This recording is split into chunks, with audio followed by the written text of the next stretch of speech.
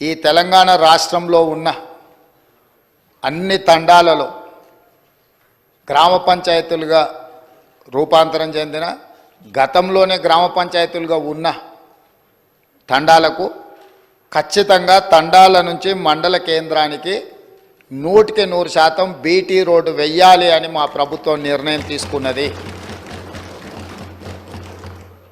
అదేవిధంగా అన్ని తండాలకు తాగునీటి సౌకర్యము, విద్యుత్తు సౌకర్యము. పాపం మంత్రి గారు, మాజీ మంత్రి గారు గతంలో వాళ్ళ నాయకుడు చెప్పిన అబద్ధాలనే ఇంకా బతుకుతున్నట్టున్నాడు. కావాలంటే వారిని తీసుకెళ్తాము. సీతక్క, ఆదిలాబాదు జిల్లాలో ఐటీడీఏ ప్రాంతంలో ఉన్న గూడాలల్ల నీళ్ళ విషయం, కరెంటు విషయం వారిని ప్రత్యేకంగా తీసుకెళ్ళండి. అన్ని గ్రామ పంచాయతీలను తీర్మానాలు చేసి తెప్పించినాము.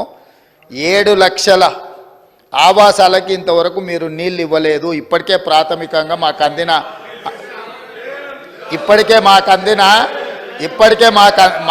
అందిన సమాచారము. కాబట్టి అధికారిక లెక్కలు మీకు ఇస్తాము. ఎందుకంటే మీరు తప్పులు చేసి ఆ చేసిన తప్పులను ప్రజలు గుర్తించి ప్రజల్ని మిమ్మల్ని శిక్షించినా కూడా మీరు మారడం లేదు. సో ఆ దేవుడు మీకు ఒక మంచి ఆలోచనను కలిగించాలని మేము కోరగలం, ప్రార్థన చేయగలం. ఈ పక్క నుంచి ఇంకా మేము చేయగలిగింది ఏముంది అధ్యక్ష? అందుకే అధ్యక్ష, ఈరోజు మా ప్రభుత్వం తెలంగాణ అభివృద్ధి అంటే తండాలలో గూడాలలో కనీస సౌకర్యాలను ఏర్పాటు చేసినప్పుడే తెలంగాణ రాష్ట్ర అభివృద్ధి జరిగినట్టు అని బలంగా మా ప్రభుత్వం భావిస్తుంది. అందుకే తండాలలో గూడాలలో విద్యుత్తు సమస్య పరిష్కారానికి, విద్య సమస్య పరిష్కారానికి, ఆ తండాల నుంచి మండల కేంద్రాలకు కనీసం ఒక్కటైనా బీటీ రోడ్డును ఏర్పాటు చేసే సమస్య పరిష్కారానికి, మండలాల నుంచి జిల్లా కేంద్రానికి మిగిలిపోయిన డబుల్ రోడ్లు ఏవైతున్నాయో వాటిని పూర్తి చేయడానికి, జిల్లా కేంద్రాల నుంచి హైదరాబాద్ నగరానికి 4 లేన్ రోడ్స్ వేయాలని ఈ రాష్ట్రంలో ఎక్కడైనా ప్రతి వాడికి ఒక మంచి రవాణా సౌకర్యం ఏర్పాటు చేయడం ద్వారా ఇవాళ పేదవాళ్ళు కష్టపడి వాహనాలు కొనుక్కుంటున్నారు. కానీ సొంత ఊరికి పోవాలంటే రోడ్డు ఉండడం లేదు. సైకిల్ మోటార్ల మీద పోయి గుంతలలో పడి కింద పడి భార్య పిల్లలతో పోతూ ప్రమాదానికి లోనై చనిపోతున్నారు. దీనికి కారణం మనం సరైన మౌలిక వసతులు ఏర్పాటు చేయకపోవడం. అందుకే రాష్ట్ర ప్రభుత్వం ప్రత్యేకమైన కార్యాచరణ తీసుకొని ఇప్పటి వరకు నిర్లక్ష్యానికి గురైన తండాలను, గూడాలను, మారుమూల ప్రాంతాలను అభివృద్ధి పదం వైపు నడిపించాలని ఈ ప్రభుత్వం భావిస్తుంది. సభ్యుడు వంశీకృష్ణ గారైనా, డాక్టర్ రామచందర్ నాయక్ గారైనా ప్రస్తావించిన అంశాలతో ప్రభుత్వం పూర్తిగా ఏకీభవిస్తుంది.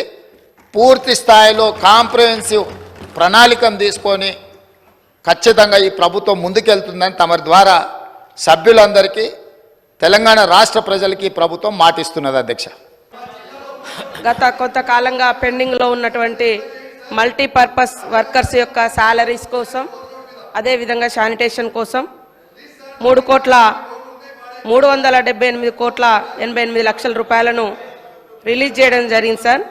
అదేవిధంగా మరి శాసనసభ్యులు ఎవరైతే రామచందర్ నాయక్ గారు, ఐలయ్య గారు, వంశీకృష్ణ గారు చెప్పినట్టుగా చాలా మారుమూల తండాలలో, గ్రామాలలో మరి ముఖ్యమంత్రి గారు కూడా గుర్తించి చెప్పినట్టుగా రోడ్డు రవాణా సౌకర్యం కానీ, విద్యుత్ కానీ, విద్యా వ్యవస్థ కానీ సరిగా లేనటువంటి మాట వాస్తవము. వాటన్నింటిని కూడా మరి ఈ బడ్జెట్ ద్వారా పునరుద్ధరించుకొని మిగతా సమాజానికి సమానంగా జీవించే విధంగా జీవన ప్రమాణాలను మెరుగుపరుచుకొనుటకు విద్య కానీ, విద్యుత్ కానీ, రోడ్డు రవాణా వ్యవస్థ కానీ, మంచినీటి వ్యవస్థ కానీ, ఇండ్లు కానీ ఇవ్వాల్సినటువంటి అవసరం ఉంది సార్. తప్పకుండా ఈ యొక్క బడ్జెట్ ద్వారా వాటిని పరిపూర్తి చేస్తామని తెలియజేస్తూ ఉన్నాము. అదేవిధంగా రెవెన్యూ గ్రామాలుగా మార్చుటకు సంబంధించి కూడా సంబంధిత రెవెన్యూ శాఖతోటి మరి ప్రభుత్వం కూడా ఇన్వాల్వ్ కావాల్సిన అవసరం ఉంది సార్. ఎప్పుడో ల్యాండ్ సర్వే 1936లో ఎప్పుడో అయింది సార్. అప్పుడు ఏర్పడ్డటువంటి రెవెన్యూ గ్రామాలు ఆ తర్వాత గ్రామ పంచాయతీలు పెరుగుతూ వచ్చినాయి తప్ప రెవెన్యూ గ్రామ పంచాయతీగా జరిగినటువంటి పరిస్థితి లేదు. కాబట్టి ఖచ్చితంగా రెవెన్యూ శాఖ వారితో మాట్లాడి ఇది నిర్ణయాలు తీసుకుంటాం సార్. నూతన గ్రామ పంచాయతీల డిమాండ్ కూడా ఉంది, ప్రభుత్వం దృష్టికి తీసుకెళ్ళి మరి దీని విషయంలో కూడా నిర్ణయం తీసుకుంటామని తెలియజేస్తాం. ఇప్పుడు ఆపరేషన్ లేకుండానే మోకాళ్లకు ప్లాస్మా ట్రీట్మెంట్. మీ ఆర్థోపెటిక్ సమస్యలన్నిటికీ రోబోటిక్ టెక్నాలజీ ద్వారా తక్కువ ఖర్చుతో శాశ్వత పరిష్కారం. Free consultation. ప్రతి ట్రీట్మెంట్ పై 20% డిస్కౌంట్. ఈ ఆఫర్ కొద్ది రోజులు మాత్రమే. త్వరపడండి. V9 hospitals 9281465842.